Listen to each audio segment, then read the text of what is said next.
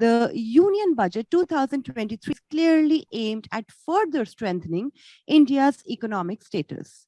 In fact, even before 2023 began, the world had already recognized the Indian economy as a bright star, with its economic growth estimated at 7%, which is the highest among all major economies. But what will help the economy sustain 7%? And how is India placed to reach a GDP of $5 trillion over next 5 years? To address this question, we have the next panel discussion that will discuss on the opportunities that will drive economy's GDP and portfolio returns. Let's quickly meet our panelists. Mr. Raghvendra Reddy is the portfolio manager at ENAM AMC. He has over 16 years of experience in equity markets with expertise across research, portfolio management, and equity advisory. Prior to this, he has worked with Ambit Capital, Kotak Securities, HSBC Bank, ICICI Bank, and KR Choksi Securities. He is a postgraduate in management from Management Development Institute. He is also a certified FRM. Our next panelist is Mr. Anshul Sehgal. He heads the portfolio management services business of Kotak Mahindra Asset Management Company. He has expertise in behavioral finance and value investing principles. He has over 20 years of experience in the Indian capital markets, of which he has spent over 14 years with Kotak Portfolio Management Services. Prior to this, he has worked with JP Morgan, ICICI Bank, and Standard Chartered Bank, where he analyzed equities and corporate credit. Our next panelist is Mr. Hitesh Zaveri. He joined Axis AMC in 2022 as SVP and Head of Listed Equity Alternatives.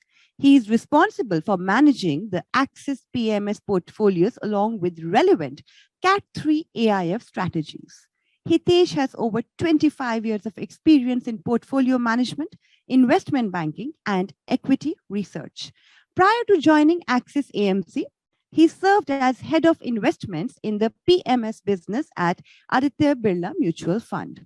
Hitesh has also worked with ENAM Asset Management as executive director and portfolio manager, and Edelweiss Capital as senior vice president and co-head of institutional research. This session will be moderated by Ms. Vanshika Kumar.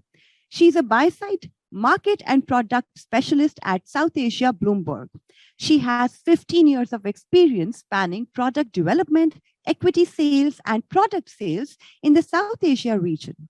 She joined Bloomberg in 2014 as part of the sales team managing their buy-side clients in India. Prior to that, at Citi, she managed institutional clients across APAC with various asset allocation strategies. In her current role as buy-side workflow specialist, she leverages her past experience to bring forth synergies across the Bloomberg solution suite for the buy-side community with a key focus on ESG. Over to you, Ms. Vanshika. Thank you so much, Akriti, for that kind introduction. Good morning, everyone. We're looking forward to quite an interesting discussion today. The topic being the opportunities for GDP drivers and obviously those for returns.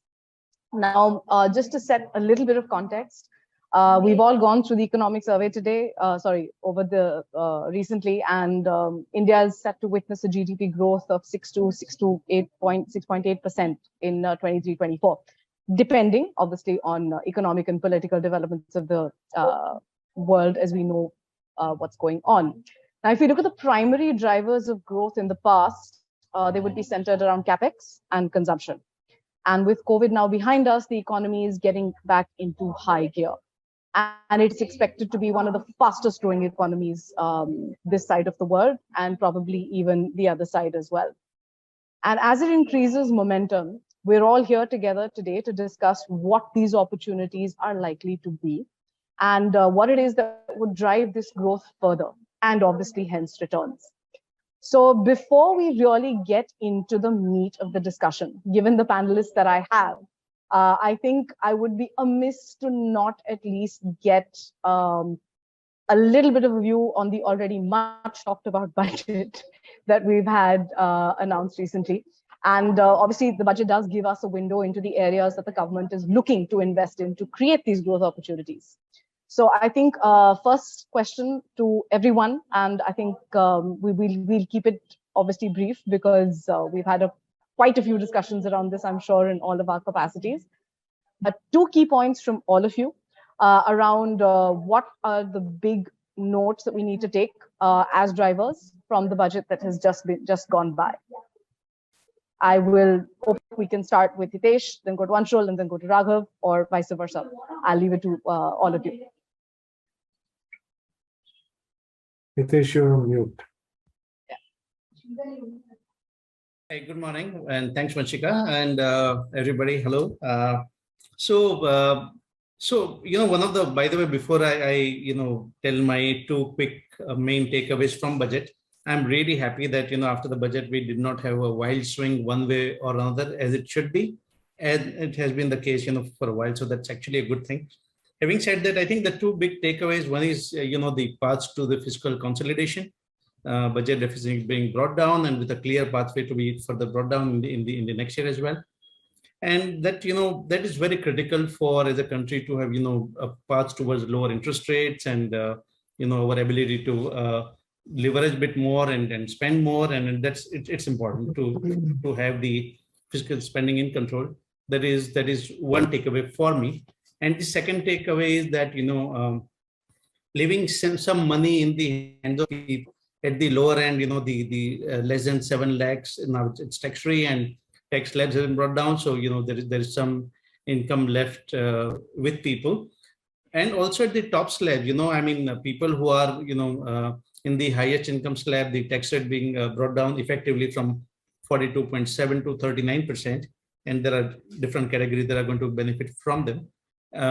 So the fact that with the country of our size and the population size, with individuals and families are going to have some surplus money with them, I think that's going to be helpful. Good point. I think from a consumption perspective, that'll be a good driver. Anshul, over to you. Hi,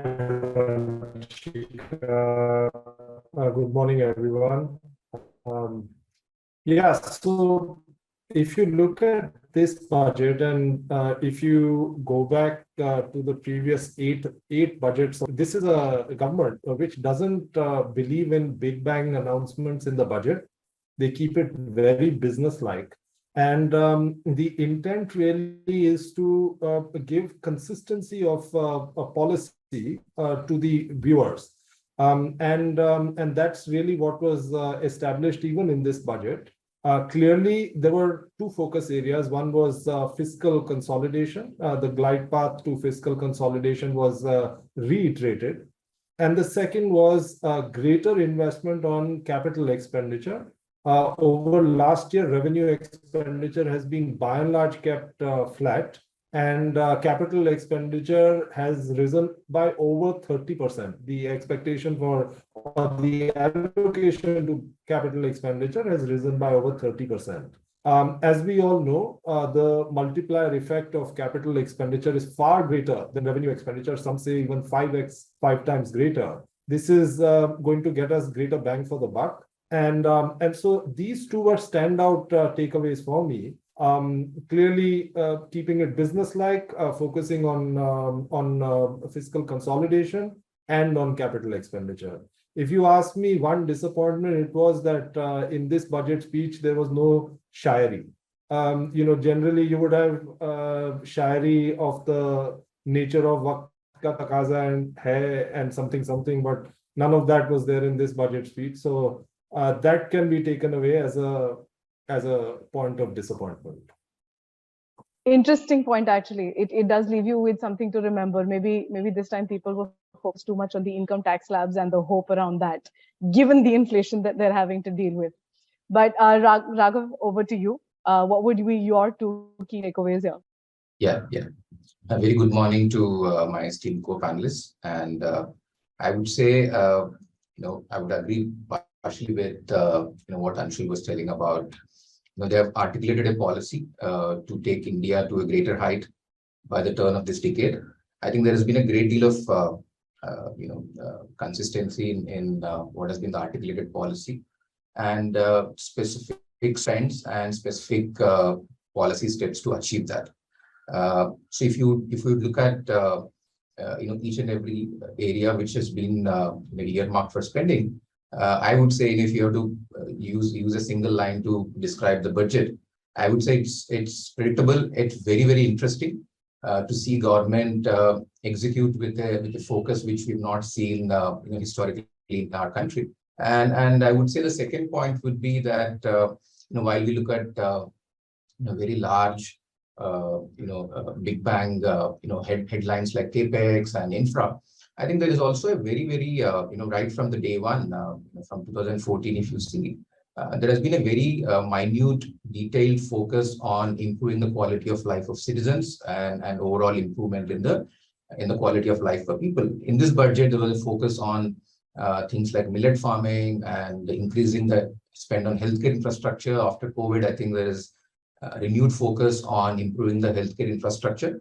and something as basic as clean drinking water, which is the Jal Jeevan Mission.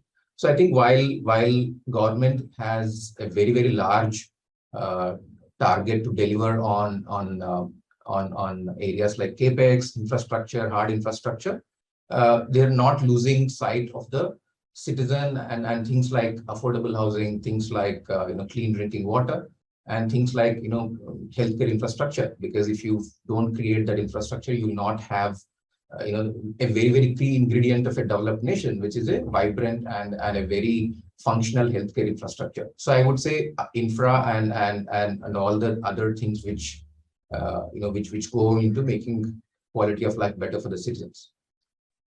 Thank you. Actually, that is something that I think it was reasonably unique. No one, I've not heard too many budgets where you focused on something like, the fact that we are one of the best countries when it comes to millets and the production of millets, and the focus this time, actually very head on in terms of healthcare and housing, etc.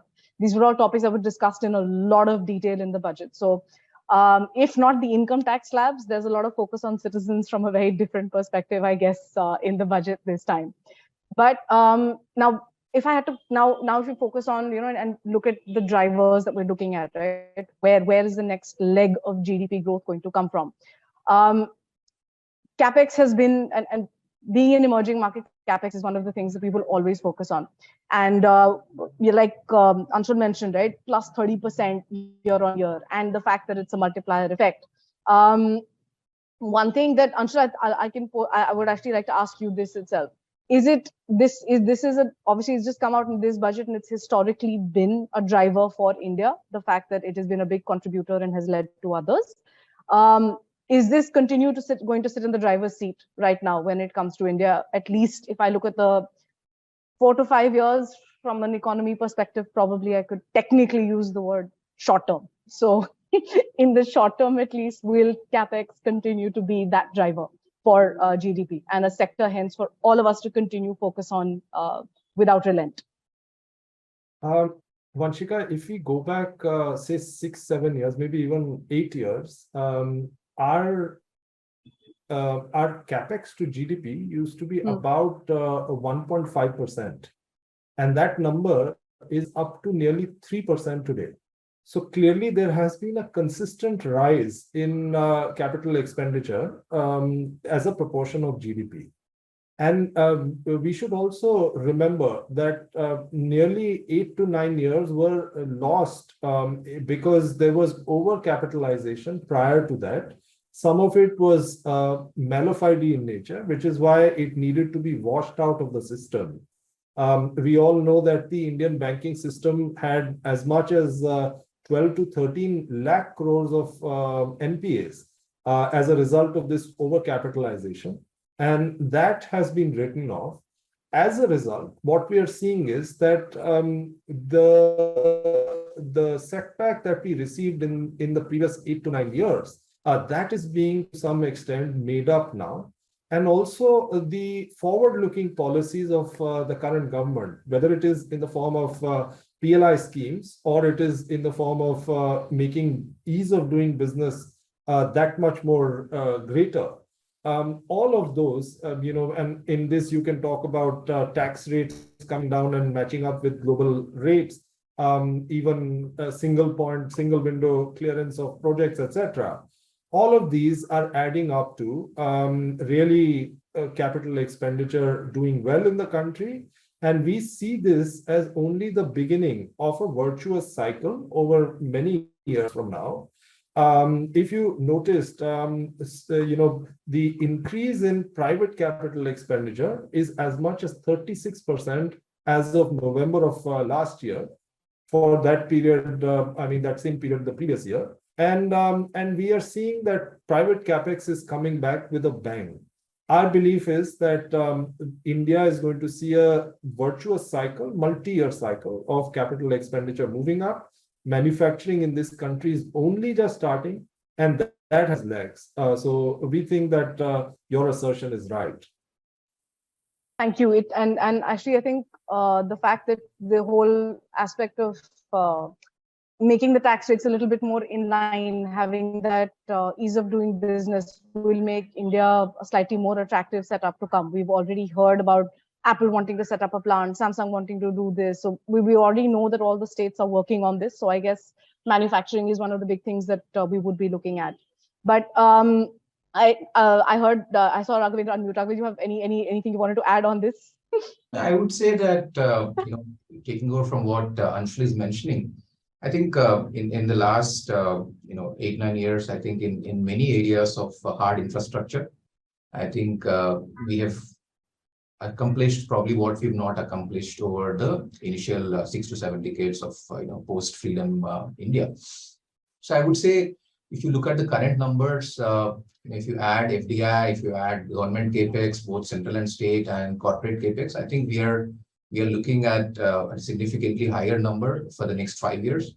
Just anecdotally, yesterday morning, Mr. Dhirubhai Ambani, Mr. Chandrasekaran of chairman of Tata Group, they put together, they announced about lakh crores of capex in the UP Global Investor Summit.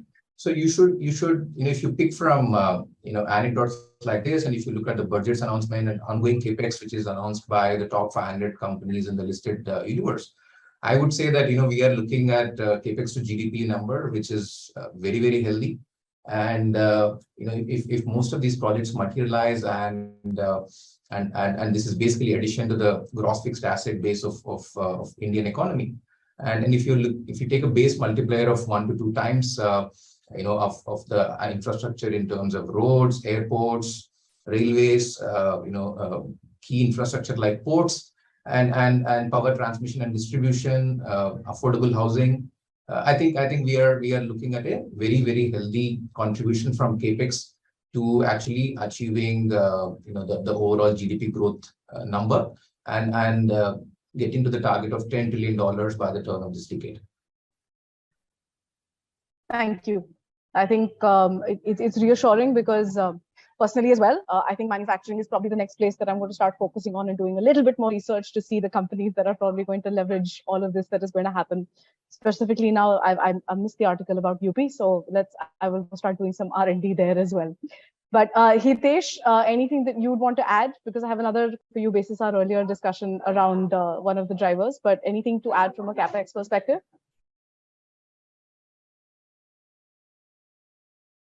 Not just the capex alone, but I will kind of go back to the more fundamental of the question there, which is what is going to drive the GDP growth from here on, and incrementally what are the contributing factors, and certainly capex is an important one. Though I think when we have been doing some research over the last 15 to 20 years, and then as we forecast out for next 6 to 7 years. In fact, India's GDP in the recent decade has been driven by industries that thrive on innovation, IP, technology, and sciences. That is where more meaningful part of the incremental GDP growth is coming.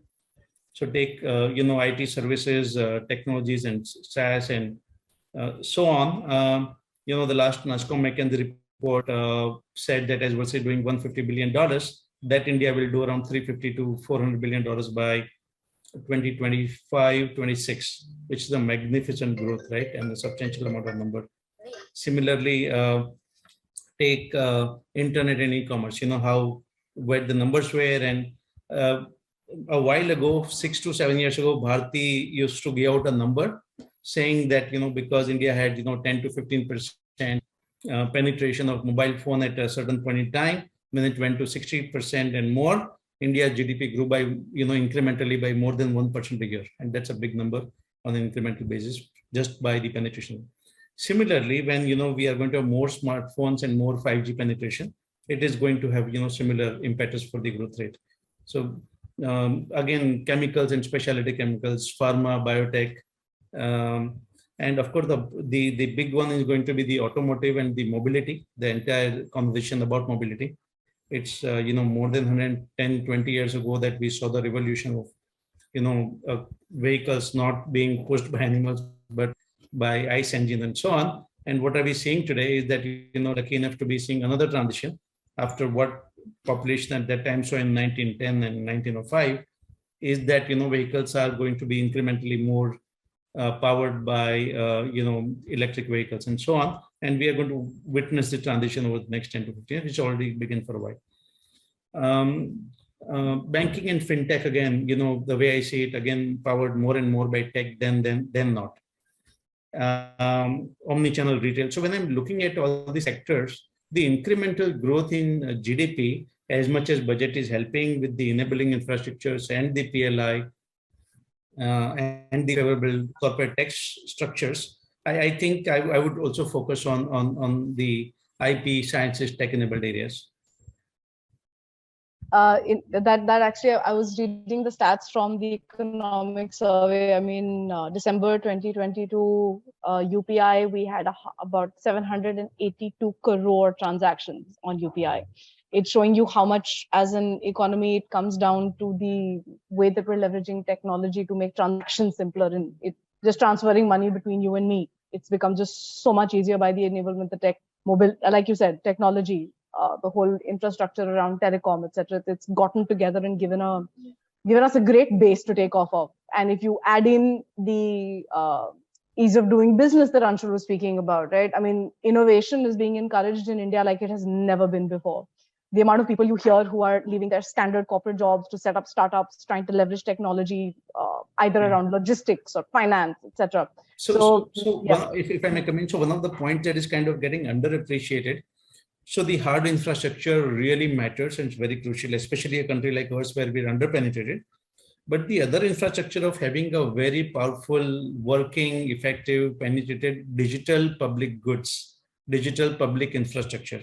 And India is kind of pioneering a number of things in that area. So that is itself, by itself, as you alluded to the UPI transactions and the rest of it, the whole Aadhaar and then what it allows you to do later on, right? So, so building that out for India has again been, a powerful source of incremental growth for us. Okay, this is an interesting point. I think a lot of us have taken a few sectors away that we need to start researching on if we haven't already, or aren't already angel investors in the audience, because everyone's got someone who's doing something in fintech in some form of that. So hopefully you all have already identified some opportunities for returns there. But if I change tracks now and I'm trying to look at India, so I think the reason we've been amazingly resilient in a global environment where we're talking about inflation and people, seeing job cuts, etc., is because most of our growth has been inward driven, right? We have very high domestic consumption. If you think of how the financial markets are driven, and if you really look at the numbers, we've not really been dependent on FII flows for 2 years now.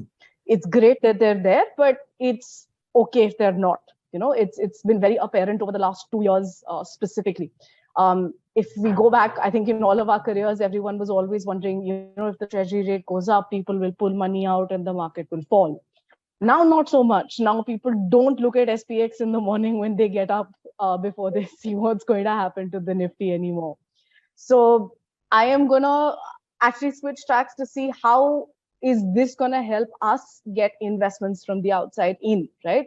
Because it's another aspect, right? We're talking about private capex companies coming and setting up manufacturing facilities and things like that, right?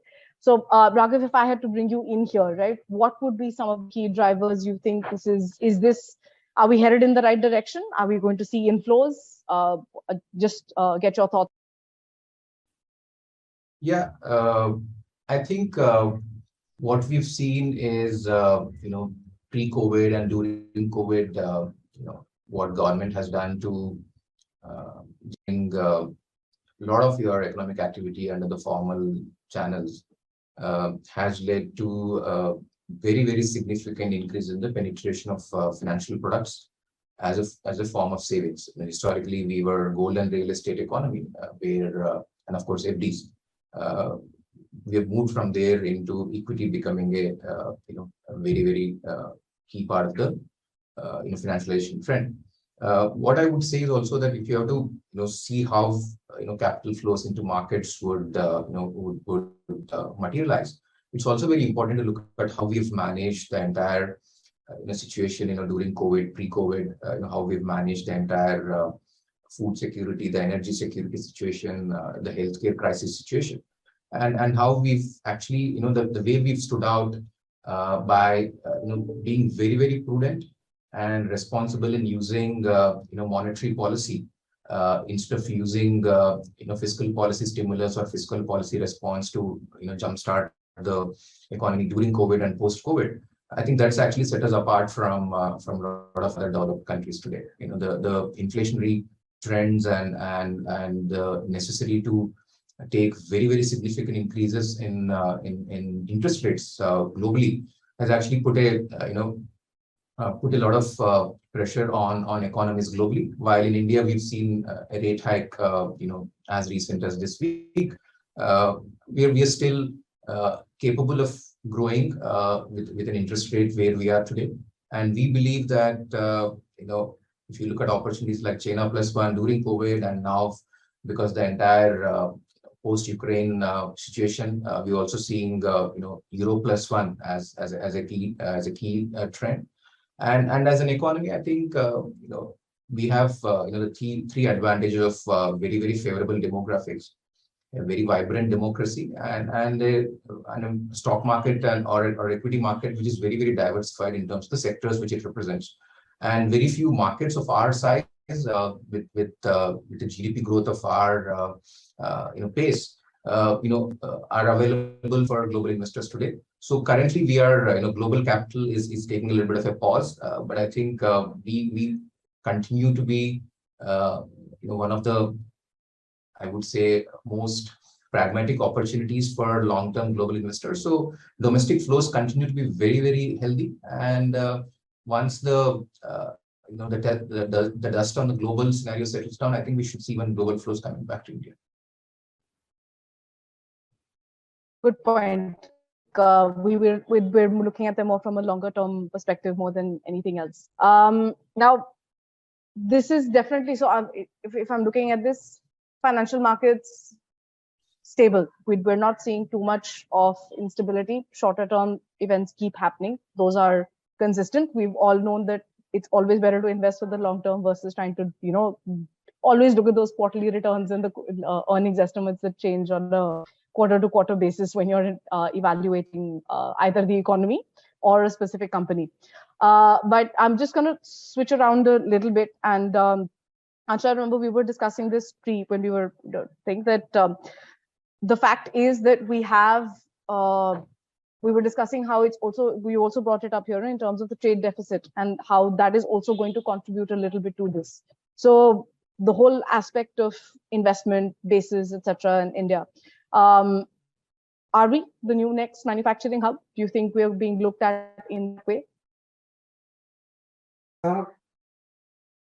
Clearly, the world has, in the between 1980s to say 2010, even mid 2020s, maybe 2015, 2016. Till that period, the world was moving towards greater globalization with the intent that greater efficiency is good for the system. Now, come COVID, the world realized that there were no backups that were available in case a disruption happened. And working on an extremely efficient system without any backups exposed the world to disruptions. And as a result, and also because of geopolitical reasons, the world is looking for a alternate hub to manufacturing, as an alternate to, say, China. And in that bucket, India fits very well in the context of cost of labor, cost of manufacturing, as also size of the opportunity, size of the domestic market, and hence that complementing scale. And in seeing all of that, we are of the belief that the world is going to look to India to take up that mantle of being a alternate to China. And in certain industries, that's already visible. For instance, chemicals, that is a space where we have significant scale and knowledge base. And that is being leveraged to set up capacities to replace or supplement Chinese supplies to the world. Let me give you an instance, a company that I follow and I kind of meet quite often. They had a gross block 3 years back of about 6,000 crores. And you will be surprised to know that this year they will do 3,000 crores of capex. Their intent is that over a 5-year period, they'll do as much as 15,000 crores of capex. So what they built over a 30-40-year period, they're going to surpass that over a 2-year period from now. Clearly, that tells you how much is the demand from global companies for these products and to supplement supply chains away from China. India is definitely going to come up as a manufacturing hub. How much India is able to take that opportunity depends on execution. We will have to wait and see whether that happens or not, but I'm quite hopeful that India will benefit. Bear in mind that by 2027, 1 in 2 iPhones is going to be manufactured in India. This is from a standing start where by 2019, we had 0 iPhones being manufactured in the country. Clearly, these are omens for a good manufacturing sector going forward in the future. Thank you. I think, like I said, it's encouraging that we're looking at these aspects now and becoming the global hub versus it's going to be a combination, right? We will have global demand drive a little bit of this growth as well when you think about it. I know we are running a little short of time, but I had a long list of questions. So apologies to the audience and the panelists in advance. There was a lot of things that I wanted to discuss with the gentlemen here. But I'm going to skip a few that I had around infrastructure. If anyone in the audience is interested, you know who they are. You can ask them as well directly. So by the sounds of our discussion today, as an investor, I have only good things to look forward to, right? We're looking at India, which is on a trajectory which seems to be onward and upward and not just being driven financially, but by actual on the ground development, right? Be it housing, be it healthcare, be it manufacturing, be it technology, what Hitesh was talking about, right? So I think from a foundation perspective, we've got great places, great pillars all in place. And like Anshul said, it depends on how we execute. Let's not get too fast about it and let's not be too slow. It's just about finding that right pace. But when we are talking about the second aspect of what we're supposed to discuss today, which is returns. So Hitesh, I'm going to start with you here. What are the signs we need to start looking for in this trajectory to identify trends where we're looking at these returns, right? It could be, I think we were discussing this, there is a multiplier effect to GDP growth and maybe a little bit in terms of what are the places and signs that we need to start looking at now. What's your thought around that? Vanshika, I think the returns in India are going to be continuing on a similar trajectory with some natural ups and downs. So when you look at 10-year, 20-year CAGR returns in India at the index level, they have tended to be in the region of 13 to 14%. This total shareholder TSR that I'm talking about, total shareholder returns. And I think that is going to continue in that region for a while. And in a manner of speaking, we have had, maybe a year of non-return, so to speak. So that kind of lays there is a base for things to get better. I do think currently the valuations are still a little bit rich, and then there is opportunity for there could be again some sideways movement for maybe another couple of quarters. The World Bank managing director said earlier this month that 1/3 of world is entering into recession. So not that India can escape what we are trying to export, and they are entering. It's not that they're in the middle of it right now. So so what we tend to do is we tend to be very careful about where we want to be, which spaces that we want to be, and there is a get clarity around it. And so return wise, for medium term, and just to be clear, over when the investment horizon is 2 or 3 years and 4 years, I'm as bullish as anyone. And there are a number of things, as you pointed out earlier in your opening remarks about the strong GDP growth for India of 6.8%, followed by another forecast of 6.2, 6.3% GDP growth. This is a mind you on the base of 8.1% and 6.9%. This is on the base of again, and we are the fastest growing economy in G20. Last year it was only Saudi Arabia ahead of us, but this next 2 years it's only India which is at the top of the table for next 2 years.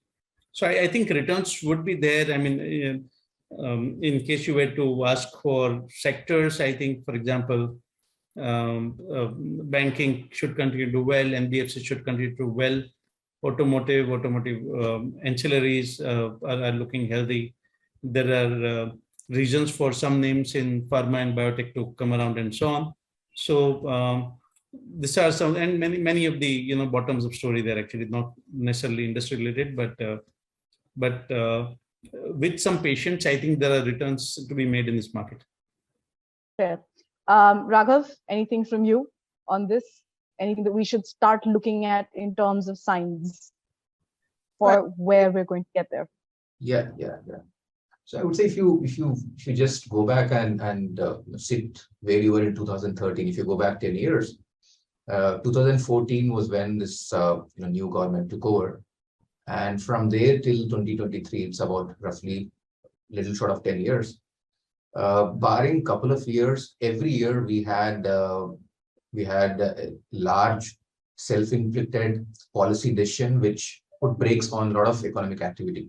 Could be DeMon, GST, the Real Estate Regulation Act which came, the RERA Act which came, and then the NBFC crisis, and then COVID took away 2 years. So effectively, out of 10 years, we would say that most of the returns were not driven by a strong macro tailwind. Okay, they were all driven by individual sectors and companies doing well in spite of an adverse macro.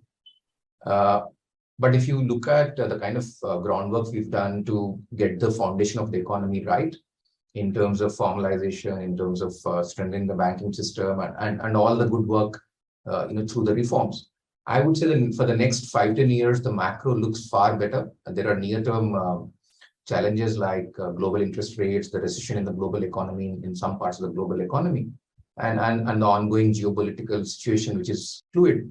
I would say the next 10 years, the macro looks definitely better. From an India preparedness perspective, we are far better placed than where we were 10 years ago in terms of the quality of the underlying economy and the quality of the infrastructure, the quality of the spend of government is far better. So I would say the next 10 years, if you were to just look at the Nifty's return for the last 10 years and the kind of adversity we have gone through, the next 10 years we should look at significantly higher returns from an overall market perspective.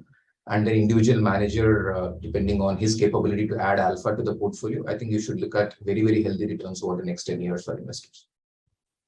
Thank you so much. And I'm getting hints on the side that we have to wrap up. Anshul, I'm sorry, I would have asked you this, but thank you so much, all three of you. I'm personally going back and making sure I have all my things done and sorted out in terms of personal investments. So, and I know who to come to for advice later on when we're discussing returns as well. But big thank you, Anshul, Hitesh, Raghav. It's been a really great discussion. I am definitely excited for us, for the next generation. And we're looking forward to our being one of the leading economies in the coming decade. right? Thank you so much for everyone in the audience who did join. I will hand it back to Akriti, and we can then go on for the next session. Thank you all. Thanks, Anshul. Thank Thanks, Dish. Thanks, Vanshika. Thank you. Thank you. Thanks, everyone. Thanks for your help. Bye. Well, we will indeed be one of the leading economies in the next decade, Ms. Vanshika. I'm sure about that. Thank you once again, Ms. Vanshika, and all of our panelists.